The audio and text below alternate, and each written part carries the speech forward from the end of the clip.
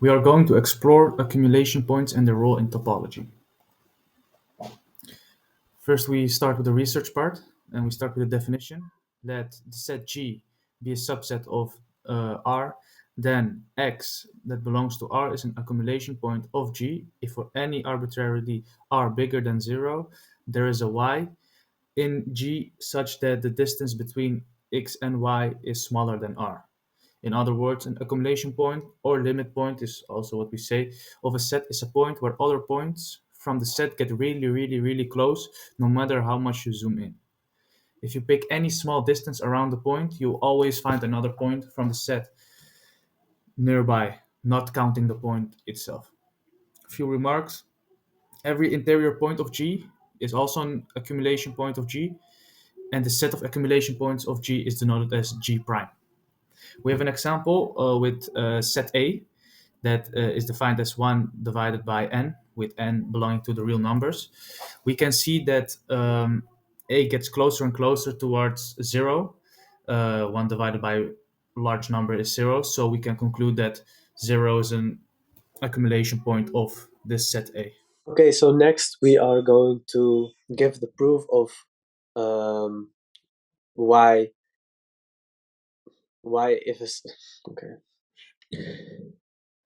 Okay, so next up we are going to prove that when a set is closed, that the set is closed if and only if it contains all of its accumulation points. Well, first we are going to show that if A is closed, then it contains all its accumulation points. Well, we are going to assume that A is closed. In topology, by definition, that means that the complement x minus a minus, yeah, x minus a, sorry, is open. Now we have to show that any accumulation point of A actually belongs to A. So let small x belong to big X, be an accumulation point of A. Then by definition, every open neighborhood of X must intersect the set A minus the set of small x. That is for any open set U that belongs to X. We have U intersects with A minus uh, small x, the set of small x, which is not equal to the null set. So suppose that X doesn't belong to A, then suppose that small x doesn't belong to A, then small x belongs to x minus A, which is open since A is closed. Thus, there exists an open neighborhood of U. There exists an open neighborhood U of X such that U is a subset of X minus A. But that means U that intersects with A is the null set, meaning X has an open neighborhood that does not intersect A, which is a contradiction of the assumption that X is an accumulation point of A. Thus, our assumption must be wrong, and we could conclude that every accumulation point of A lies in A. Next, we have to prove that if A contains all of its accumulation points, A is closed. Well, obviously, we are going to assume that every point of A belongs to A. We will show that A is closed, that is, that its complement x minus A is open. So let small x belong to the complement. We will show that there exists an open neighborhood of x entirely contained in x minus A.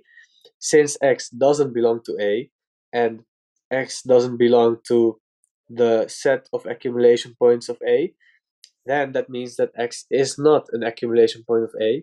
Therefore, there exists an open set X that belongs to U, such that U does intersect with A minus the set of small x, which is the null set.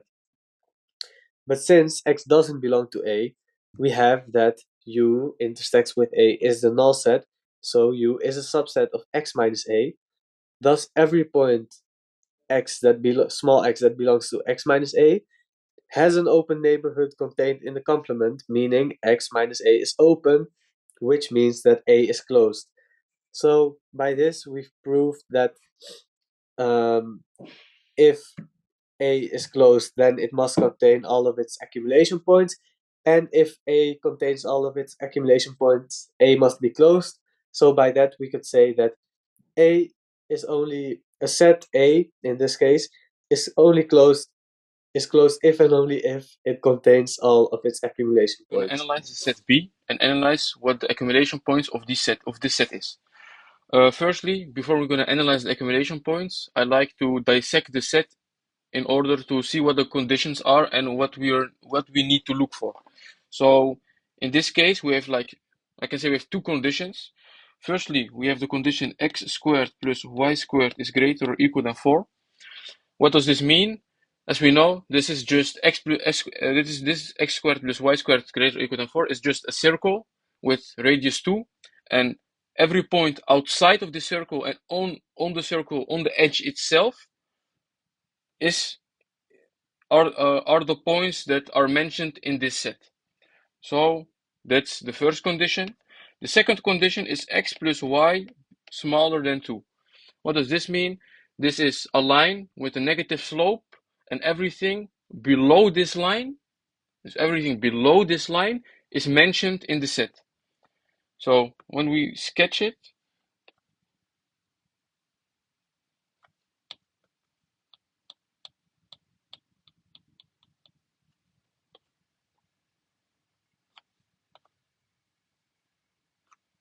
we have the following. We have a circle. Oh, it's not a circle. So, okay, this is a circle with, let's say, radius 2, and we have a line that's going like this. And what we say is the first condition is everything outside of the circle and on its edge. So in our case, everything that's this. So, and on the line itself, so this as well. That would be the case if it was only the first condition. We have the second condition added to it, which means that everything below it is only mentioned. So all of this does not count, and we only have, I give another color, the yellow, this, and let's say make this green as well. Seems a bit messy, but I think you get the point. All these points are within the set B. Okay. Now that we know what this means, we know what the set means, now we want to check what the accumulation points are. We want to identify them. How do we do this? We split it into like three cases in which we have three kinds of areas in which we can conclude whether these are accumulation points. The first one are all the interior points of B. What does this mean? Interior points are points that are fully contained within B. So from every side, if you have this point like here, this is an interior point. Why? Every small ball you make around this point is all the points within this small open ball are fully contained within B. This by definition is an accumulation point. Why? We know that accumulation points are points in which you can add and subtract a delta and create an interval with an arbitrary small delta, and we know that at least one of these points is contained within the set. If this is the case, it's an accumulation point. In our case, it definitely is. The next case are all the points that are outside. No, all the points that are on the circle, but below the line. What does this mean? So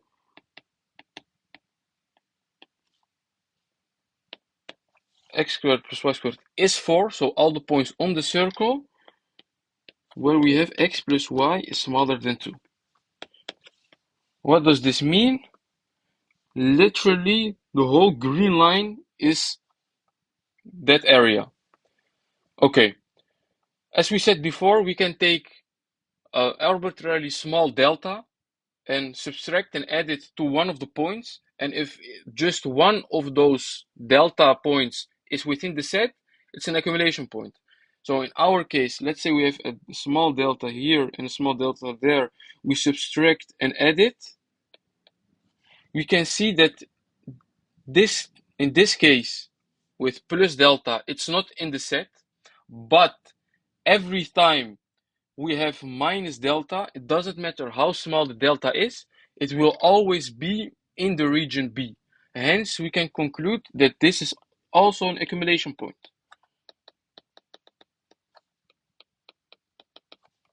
Okay, the last area I discuss are the points that lay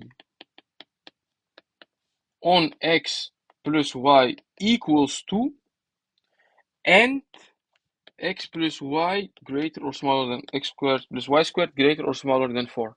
So this means all the points on 2, but not the points that are inside the circle and are on 2. So these points here are not mentioned inside this, what I just said. Okay, when we look at these points, we can again use the definition of accumulation point. Why? We can get arbitrarily close to this point. So if we take the limit to this point, we can get as close as possible while still having the points inside the region. So, like betterly said, when we have again plus delta minus delta, so we make again this interval, we have that with the minus delta, it doesn't matter how small the delta is, it will always be inside the region B. While for the other hand, the other side does not work like that, but we only look at the minus sign in this case, this one. Doesn't matter how small or how big delta gets, it will always be within region B. Hence, these are also accumulation points.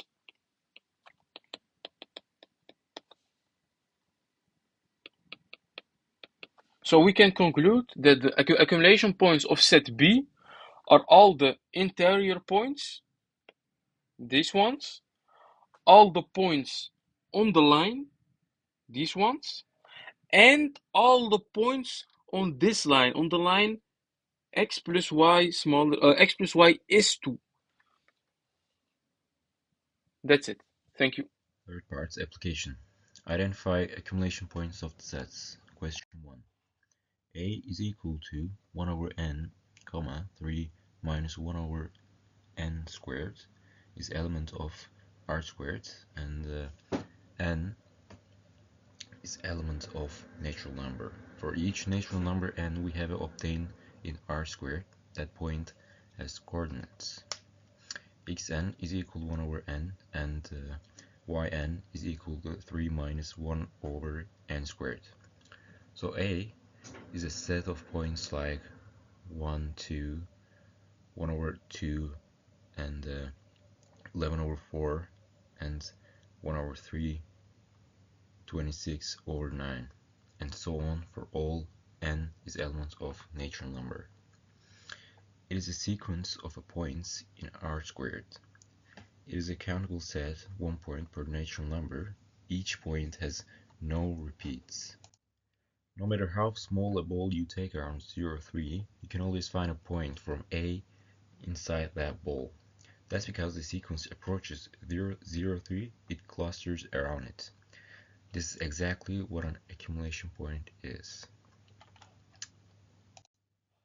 Also, there is no any other accumulation points for A because the rest of the points in A are all isolated from each other. For example, around 1 over 2 and 11 over 4, you can find a small ball that contains no other point of the set. So they don't satisfy the definition, they aren't accumulation points.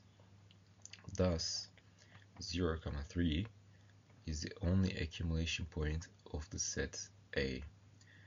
So the conclusion is this.